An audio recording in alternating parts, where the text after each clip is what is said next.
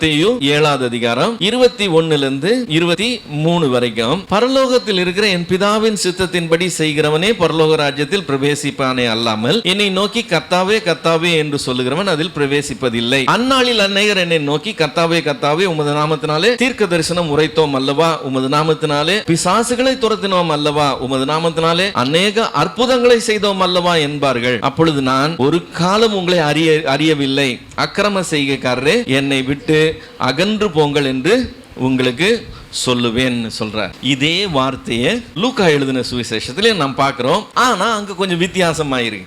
லூக்கா 13வது அதிகாரம் 25 27 வரைக்கும் கேட்கறதுக்கு ரெண்டும் ஒரே மாதிரி இருக்கு. என்ன வித்தியாசம்னு சொல்லுங்க பார்க்கலாம். மத்தேயுல நாங்கள் இந்த ஊழியங்கள்லாம் செய்தோமேன்னு சொல்றாங்க. ஆனா லூக்கால அவங்க ஊழியம் செய்ததா சொல்லல. இப்ப அவங்க எல்லாம் ஊழியக்காரன்னு சொன்னா இவங்க எல்லாம் யாரு? லூக்கால சொல்லப்பட்டதெல்லாம் யாரு? விசுவாசிகள்.